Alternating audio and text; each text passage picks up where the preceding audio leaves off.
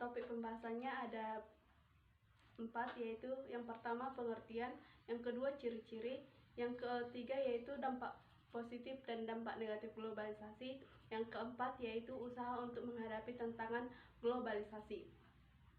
Yang pertama, pengertian globalisasi. Pengertian globalisasi menurut para ahli yaitu yang pertama ada menurut Celso Marjan, globalisasi adalah terbentuknya sebuah komunikasi dan organisasi di antara masyarakat satu dengan yang lainnya yang berbeda di seluruh dunia yang memiliki tujuan untuk mengikuti kaidah-kaidah baru yang sama. Menurut Anthony Giddens, mengemukakan bahwa semua hal yang terjadi yakni hubungan sosial akhirnya menjadi intens antara penduduk di dunia ini dan menghubungkan satu peristiwa dengan peristiwa lainnya yang menghasilkan dampak timbal balik. Jadi, dapat disimpulkan bahwa globalisasi adalah proses integrasi internasional yang terjadi karena adanya pertukaran pandangan dunia, produk, pemikiran, dan aspek kebudayaan lainnya. Adanya kemajuan infrastruktur, transformasi dan telekomunikasi, termasuk kemunculan telegraf dan internet, merupakan faktor utama dalam globalisasi yang semakin mendorong saling ketergantungan atau interdependensi aktivitas ekonomi dan budaya. Materi yang kedua yaitu ciri-ciri globalisasi. Ciri-ciri globalisasi yang pertama yaitu perekonomian antar negara saling ketergantungan. Ekonomi negara-negara saling bergantung satu sama lain karena umumnya produksi produk tertentu dilakukan di negara lain dengan biaya produksi yang lebih rendah. Yang kedua yaitu pertukaran informasi menjadi lebih cepat. Ciri utama globalisasi adalah adanya kemudahan akses informasi yang bisa didapatkan dengan cepat dan mudah, baik di dalam informasi di dalam negeri maupun di luar negeri. Yang ketiga yaitu timbulnya masalah bersama secara global.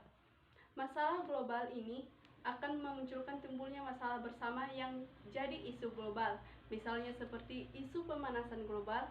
Yang kedua yaitu isu kerusakan lingkungan atau isu monopoli sumber daya tertentu.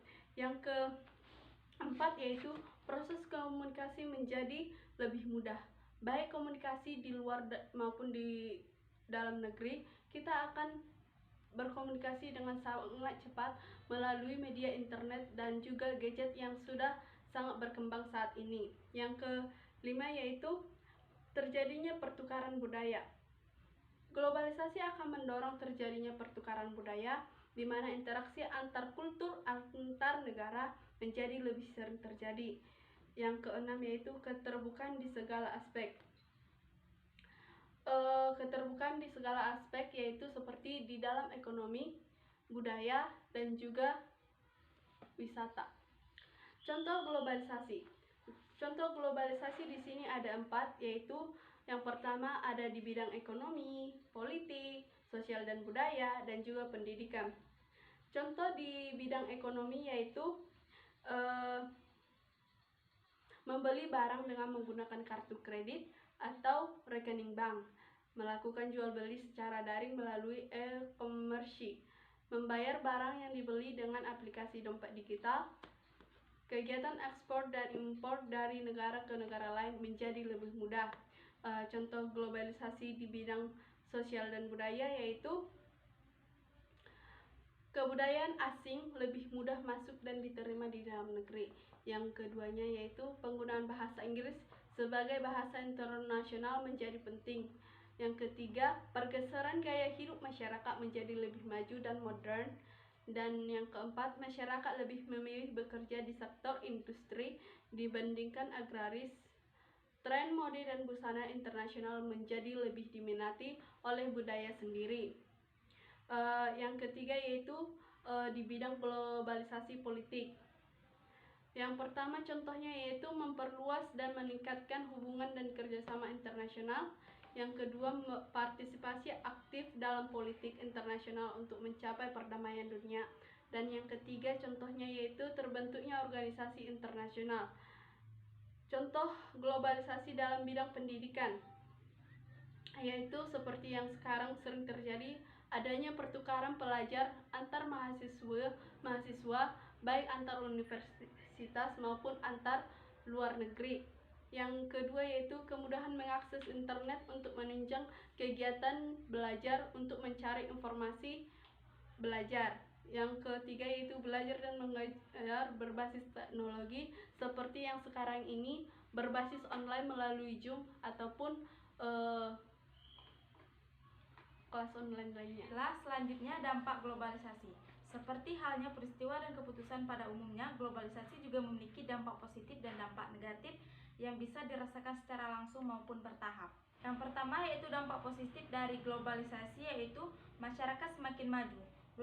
Globalisasi memperkenalkan masyarakat dengan perkembangan teknologi baru di negara lain. Di samping itu, alat transportasi dan barang-barang elektronik lainnya semakin mudah didapatkan.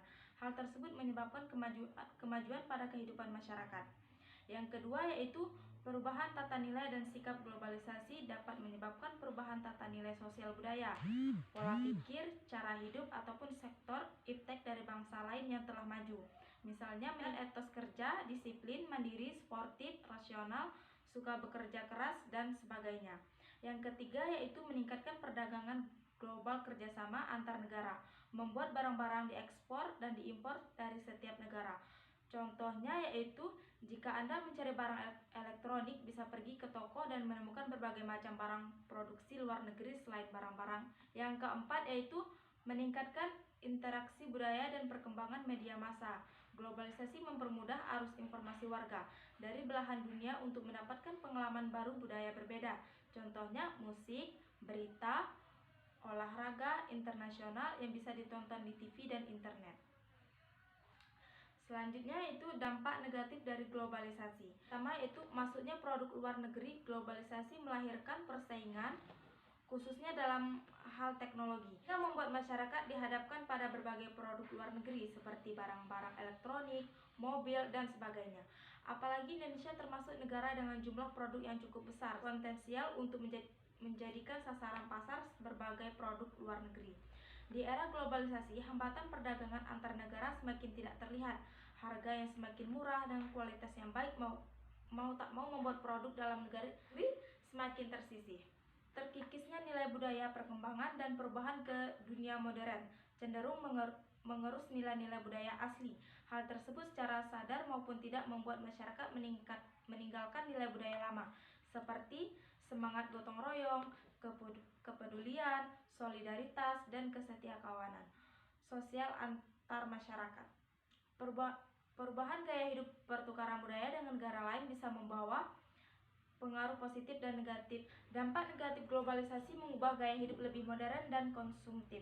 Beberapa orang memilih pola konsumsi berlebihan dan boros, gaya hidup individualis dan materialistis termasuk pengaruh negatif globalisasi. Ada juga konsep pemahaman yang lebih mementingkan dunia hingga mengabaikan nilai-nilai agama. Ketergantungan terhadap negara maju secara umum, negara berkembang masih menjadi korban dari globalisasi. Hal tersebut lantaran negara berkembang cenderung belum siap menghadapi globalisasi karena sarana dan prasarana ekonomi yang masih kurang. Hal tersebut membuat negara-negara berkembang berlomba-lomba mencari pinjaman modal negara maju. Akibatnya, negara yang memberi pinjaman dapat mengelola sumber daya di negara berkembang dengan bebas. Eksploitasi sumber daya alam, kerjasama antar negara membuat industri bertambah. Namun, terjadi eksploitasi sumber daya alam berlebihan yang bisa merusak lingkungan dan polusi. Hal ini berdampak pada kesehatan manusia sampai punahnya hewan di dalam hutan. Sempitnya lapangan kerja globalisasi menyebabkan ledakan angka tenaga kerja asing dalam negeri. Beberapa di antara mereka datang sebagai tenaga ahli yang menguasai bidang tertentu. Hal tersebut tentunya mengurangi kesempatan kerja bagi tenaga kerja dalam negeri karena persaingan yang semakin meningkat. Selanjutnya yaitu usaha untuk menghadapi tantangan globalisasi, yaitu yang pertama, menyaring budaya-budaya asing yang masuk ke negara kita harus sesuai dengan kepribadian bangsa. Yang kedua yaitu mencintai atau membeli produk dalam negeri sendiri. Yang ketiga yaitu meningkatkan produksi dalam negeri agar dapat bersaing dengan produk negara-negara maju. Yang keempat, berusaha mengikuti perkembangan iptek. Yang kelima, tidak bergaya hidup bermewah-mewahan. Yang keenam, meningkatkan iman dan takwa kepada Tuhan Yang Maha Esa. Baiklah, itulah video pembelajaran kami pada hari ini. Lebih dan kurangnya kami mohon maaf. Wassalamualaikum warahmatullahi wabarakatuh.